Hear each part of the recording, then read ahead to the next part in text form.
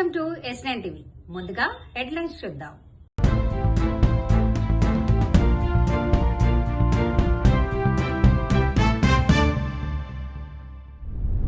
మాఘ పూర్ణిమ సందర్భంగా విశాఖ బీచ్ రోడ్లో పెద్ద ఎత్తున మహిళల స్నానాలు.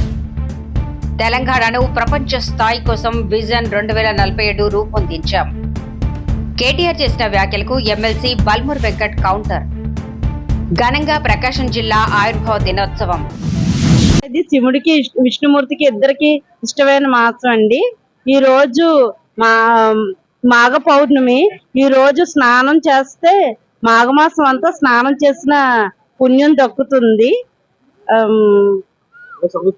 అంతా భక్తితోని చేసేదేనండి. మాఘమాసంలో ఏది చేసినా చాలా మంచిది. ఇది ఎన్నో సంవత్సరాలకు ఒకసారి వచ్చిందంట. ఈ మాఘమాసం ఒక నక్షత్రంతో కూడి ఈ రోజు చేస్తే ఇంకా చాలా పుణ్యం అని చెప్పారు. ఈ రోజు మాఘ పౌర్ణమి కదండి, అందుకనేసి మాకు ఆదినారాయణ నోములు ఉన్నాయన్నమాట. ఇది ఫస్ట్ ఆదివారం, అందుకనేసి స్నానం చేసి సముద్రంలో స్నానం చేసి మేము ఇక్కడ పూజ చేసుకుంటున్నాం అన్నమాట. ప్రత్యేకంగా మాకు ఫస్ట్ నుంచి మా అత్తగారు వాళ్ళ దగ్గర నుంచి ఈ పూజ మాకు స్టార్ట్ అన్నమాట. మరి మేము కోడలం కాబట్టి మేము చెయ్యాలి కంపల్సరిగా. అందుకని మా తమ్ముడాలకి, మరి మా పాపాలకి, మా చెల్లెలకి, మా చెల్లి అయితే జైపూర్ నుంచి వచ్చిందండి. నోములండి, మాఘ పౌర్ణమి, మా పౌర్ణమి గురించి స్నానం చేస్తున్నాం అన్నమాట. చాలా మంచిదని. ఇది మాఘమాసం, మాఘం అది ఏందని చెప్పేసి స్నానం చేసి సంవత్సరంలో చాలా బాగుంటదటండి. ఈ సంవత్సరం అంతా బాగుంటదని, చక్కగా స్నానం చేసి వెళ్తే అన్ని శుభకార్యాలు శుభంగా జరుగుతుందని, సంవత్సరం అంతా శుభంగా ఉంటాం, పిల్లలతో వాళ్ళతో చల్లగా ఉంటాం అని చెప్పేసి స్నానానికి వచ్చామండి. ఈ స్నానం చేస్తే చాలా మంచిదంట. అదే శివుడికి ఇష్టం అనేసి ఇవాళ ఇలా పూజ చేస్తాం. సూర్యనారాయణ మూర్తికి కూడా ఇదనమాట. మనకు కనబడే దేవుడు ఏంటంటే సూర్యనారాయణ మూర్తి. అందుకనేసి సూర్యనారాయణ మూర్తికి ప్రత్యేకంగా పూజలు చేస్తాం అన్నమాట. ఇవాళ ఆదివారం పౌర్ణమి పడింది, చాలా మంచిది కూడా అది. దానివల్ల మనం ఇంకా సూర్యనారాయణ మూర్తి గుడి కూడా వెళ్తాము, ఇక్కడ స్నానం చేస్తాము, పుష్కరాలకు వెళ్తారు చాలా మంది. చాలా దగ్గర కూడా స్నానాలు చేసుకుంటారు అన్నమాట. అది ఇప్పుడు ఆదివారం పడింది బాగా, అందరికి కూడా చాలా అనుకూలంగా ఉంది కూడా.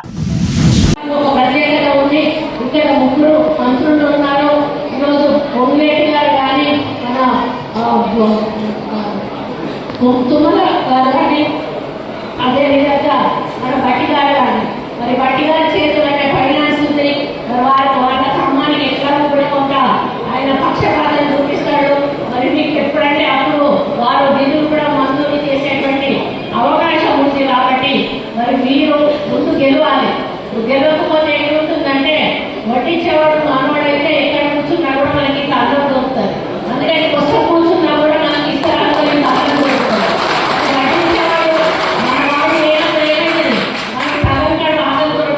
మనం కడుపు మార్చుకోవాల్సి వస్తుంది. దీని అర్థం ఏంటంటే ఈరోజు పైన మన గవర్నమెంట్ మనది, సర్పంచులు మన వాళ్ళు ఉన్న కాడ మనం హ్యాపీగా వెళ్తాము. సర్పంచ్ మనల్ని మైక్ పట్టుతో పిలిస్తే అరే మన సర్పంచ్ అని చెప్పి హ్యాపీగా పోతాము.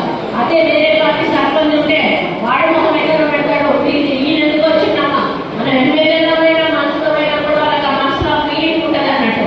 ఈయన ఎందుకు వచ్చిన బాబు మంచిగా నాకు అమ్మాయి సైతం తీసుకుంటా అంటే అని అనుకుంటారు. కానీ అదే మన సర్పంచ్ అయితే మా ఎమ్మెల్యే గారు వచ్చారు, మా మంత్రి గారు వచ్చారు అని హ్యాపీగా పిలిచి మనకు అదే మనకు స్వతంత్రం కోల్పోతాం. దానివల్ల మేజర్గా, ఎందుకంటే అధ్యక్ష పదవి అనేది ఎక్కడికి పోయినా మన వాళ్ళ చేతుల్లో ఉండాలి.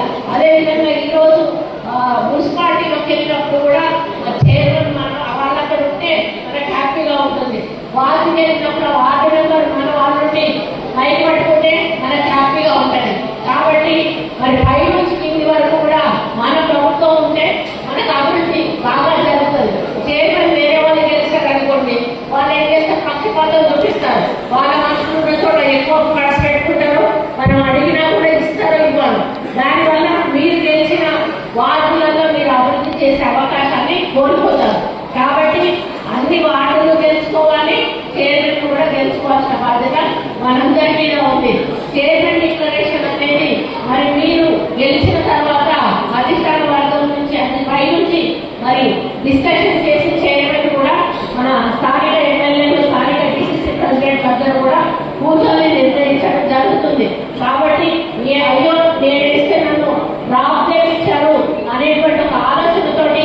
మీరు ఎవ్వరు కూడా బాధపడద్దు. అట్లా ఎవరైనా ఉంటే వారిని మరి అధిష్టానం దృష్టికి తీసుకెళ్ళి వారికి ఏమైనా హెల్ప్ చేసే విషయాన్ని తప్పకుండా మరి మేము ఆలోచిస్తాము. మీరందరూ కలిసికట్టుగా ఒక్క తాటి మీద నిలబడి మరి మీరు పని చేసినప్పుడే 100% కూడా మన అభ్యర్థులకు మనం గెలిపించుకునేటువంటి అవకాశం ఉంటుంది. కాబట్టి కొన్ని సర్పంచులలో ఎంతైతే పట్టుదలతో మీరు గెలిపించుకున్నారో అంతకు రెట్టింపు పట్టుదలతో మీ ఎన్నికలను కూడా మీరు గెలిపించుకోవాల్సిన అవసరం ఉంది. మరి మీరు మొదటిగా కొత్తగా ఏర్పడిన మున్సిపాలిటీ అంటున్నారు. మరి మొదటి జెండా కాంగ్రెస్ జెండా మీ మున్సిపాలిటీ మీద ఎగిరేయాల్సిన బాధ్యత మీ అందరికీ కూడా ఉందని చెప్పి ఈ సందర్భంగా ఎంత చదువుకున్నా ఏ వృత్తిలున్నా ఇంకా చదువుకోవాలి, చదువు అనేది ముఖ్యమని చెప్పి తెలంగాణ రాష్ట్రంలో ఉన్న యువకులకి ఒక మెసేజ్ ఇచ్చే ప్రయత్నం గౌరవ ముఖ్యమంత్రి రేవంత్ రెడ్డి గారు హార్వర్డ్ యూనివర్సిటీకి వెళ్ళి విద్య అనేది అతి ముఖ్యమైనది, అది ఎవరికన్నా అవసరం అనే ఒక మెసేజ్ని ఈరోజు ఇచ్చే ప్రయత్నం చేశారు. తెలంగాణ రాష్ట్రంలో ఉన్న విద్యార్థులు యువకులందరూ కూడా రేవంత్ రెడ్డి గారిని స్ఫూర్తిదాయకంగా తీసుకోవడం జరుగుతుంది. ఈరోజు సిగ్గుశరం లేకుండా 10 ఏళ్ళు నువ్వు అధికారంలో ఉన్నప్పుడు ఇతర దేశాలకు వెళ్ళి ఏదైతే ఆమ్స్టర్డామ్స్ వంటి స్థలాలకు వెళ్ళి చాటుగా వెళ్ళి నువ్వు చేసిన కార్యక్రమాలు తెలంగాణ రాష్ట్రంలో నీ సన్నిహితులతోటి ఏ రకంగా డ్రగ్ కల్చర్ని నువ్వు ప్రమోట్ చేసినా కూడా యావత్ తెలంగాణ చాలా స్పష్టంగా అవన్నింటినీ గమనించింది. ఈరోజు ఆ డ్రగ్స్ని ఎరాటికేట్ చేయడానికి స్పోర్ట్స్ని ప్రమోట్ చేయాలని చెప్పి మెస్సీతోటి ఫుట్బాల్ ఆడితే రేవంత్ రెడ్డి గారు దాన్ని కూడా ఎగ్దేవా చేసినట్టు మాట్లాడినావు. మీ అయ్యని ముడితే తెలంగాణ అస్తిత్వం ముట్టినట్టు అని మాట్లాడుతున్నావు. 10 ఏళ్ళు మీరు అధికారంలో ఉన్నప్పుడు మీ స్వార్థ ప్రయోజనాల కోసం తెలంగాణ రాష్ట్రాన్ని మీరు ఆగం చేశారు. ఈరోజు తెలంగాణ యువకులకి బాధ్యతతోటి ఒక స్పష్టమైన దృష్టి ఉండాలి, చదువు పట్ల బాధ్యత ఉండాలని ఒక మెసేజ్ని ముఖ్యమంత్రి గారు ఇస్తుంటే సిగ్గుశరం లేకుండా మాట్లాడుతున్నావు. హిమాలయాలకు వెళ్ళి పసరు దాకి అసొంటి వ్యవహారాలు బహుశా నువ్వు మీ అయ్యా చేసిర్రేమో నీకున్న డ్రగ్స్ అలవాట్లకి. ఇప్పటికన్నా ఇసొంటి పిచ్చి పిచ్చి మాటలు మాట్లాడి ఆపి బుద్ధి తెచ్చుకోవాలని చెప్పి కల్వకుంట్ల తారక రామారావుకి నమస్కారం అండి. ఈరోజు అవతరణ దినోత్సవాల్లో పాల్గొనటం చాలా సంతోషదాయకం.